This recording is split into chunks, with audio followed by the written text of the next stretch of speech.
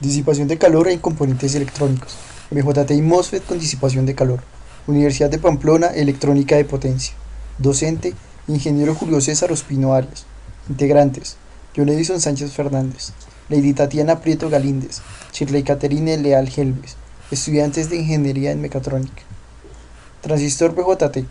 El transistor bipolar es el más común de los transistores, y como los diodos puede ser de germanio o de silicio. En ambos casos, el dispositivo cuenta con tres terminales, que son emisor, base y colector. Existen dos tipos de transistor BJT, el PNP y el NPN, y la dirección del flujo de la corriente en cada caso lo indica la flecha que se ve en el gráfico de cada tipo de transistor. El transistor bipolar es un amplificador de corriente. Esto quiere decir que si le introducimos una cantidad de corriente por su terminal de base, él entregará por la terminal de emisor una cantidad mayor a esta. Esto es un factor que se conoce como amplificación.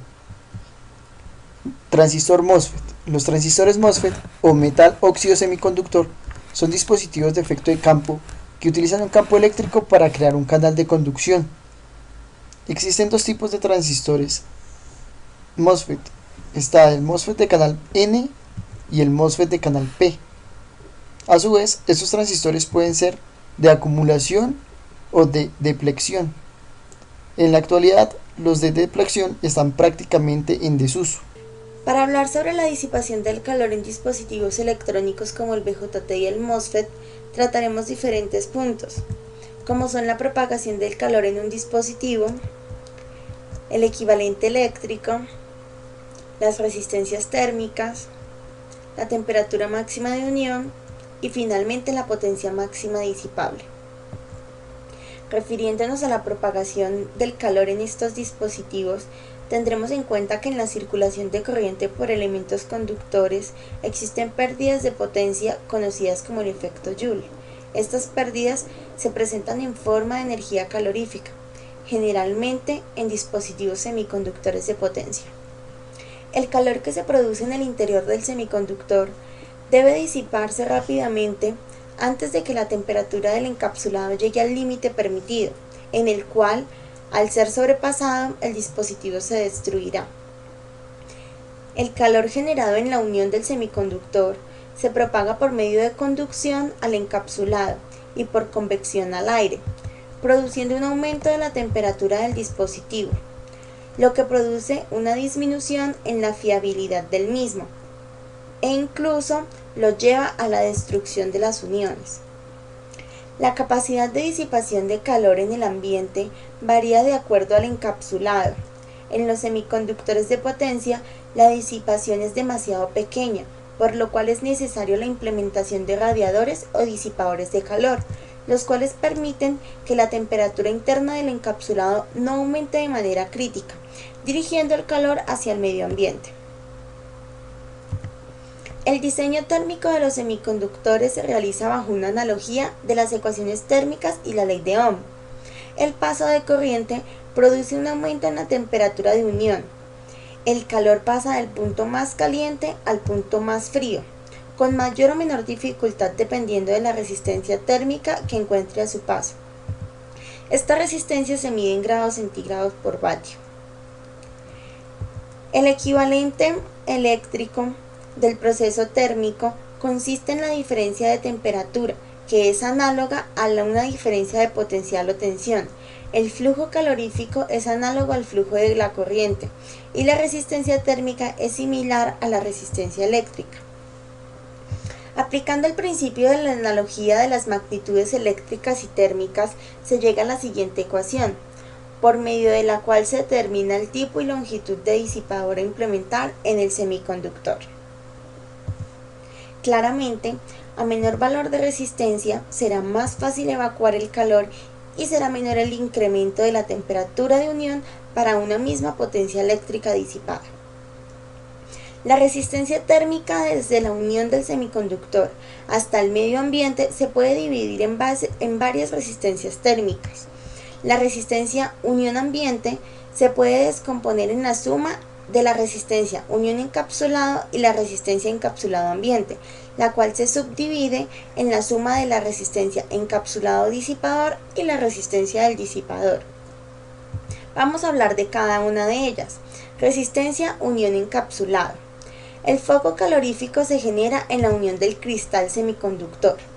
La dificultad que presenta el dispositivo para disipar este calor desde el centro de la unión hasta el medio ambiente se mide como la resistencia térmica unión encapsulado, la cual depende del tipo de encapsulado y es suministrada por el fabricante de forma directa o por medio de la curva de reducción de potencia, que muestra la potencia máxima que se puede disipar en el dispositivo en función de la temperatura encapsulada.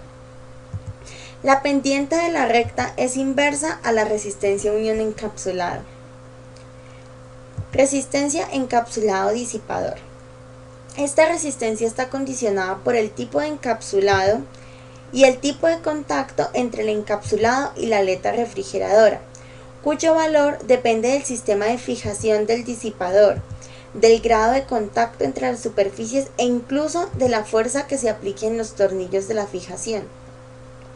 Para mejorar esta unión se suelen interponer materiales que pueden ser de dos tipos.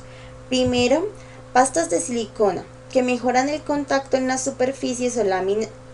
Y segundo, láminas aislantes eléctricas de mica, las cuales se pueden implementar solas o conjuntamente con pastas de silicona. De acuerdo con lo anterior, se pueden dar las siguientes combinaciones. Primero, contacto directo. Segundo, contacto directo más pasta de silicona.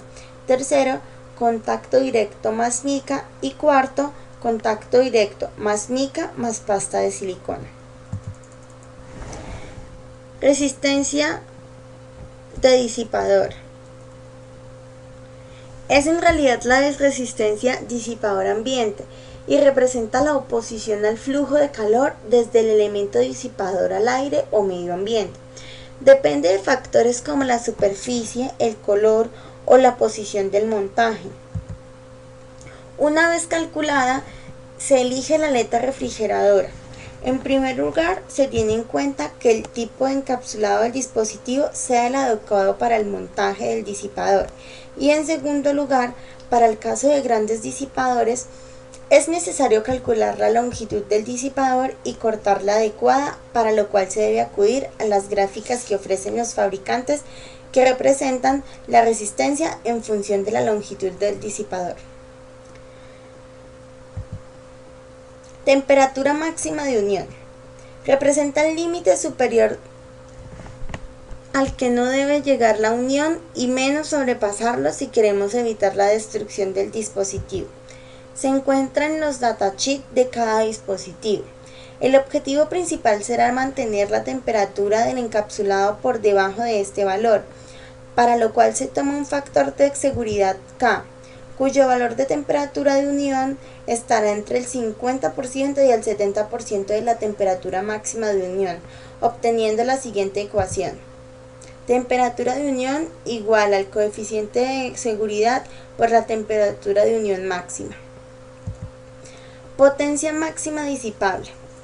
Los fabricantes suministran gráficos que indican la temperatura máxima del dispositivo y de la resistencia térmica, o bien la máxima potencia absoluta con o sin disipador. Este dato se da para una temperatura de encapsulado de 25 grados. Influencia la temperatura ambiente en la potencia máxima de un transistor. La potencia máxima a la que puede trabajar un transistor también depende de la temperatura ambiente, como se ha venido mencionando. Hay que tener en cuenta que el calor producido en las uniones se conduce a través del encapsulado del transistor y se disipa hacia el aire que lo rodea. Cuanto mayor sea la temperatura de este aire, peor será la ventilación del transistor y por lo tanto menor la potencia máxima que se le puede exigir al mismo. Por lo general, en las hojas de características técnicas se indica la potencia máxima para una temperatura ambiente de 25 grados centígrados. Estas hojas muestran una temperatura T sub A que hace referencia a la temperatura sin disipador de calor y una temperatura T sub C que hace referencia a la temperatura con disipador de calor ideal. Hay que tener en cuenta que la temperatura con disipador de calor ideal no se logrará en la práctica, debido a que un disipador ideal es aquel que dispersa la temperatura interna del transistor hacia el ambiente de manera inmediata. Otra forma en la que las hojas de características nos muestran estas temperaturas es bajo una curva. Esta curva nos indica que para una temperatura ambiente de 25 grados centígrados la potencia máxima es de 125 milivatio. Sin embargo, para una temperatura de 55 grados centígrados la potencia máxima disminuye a 50 milivatios.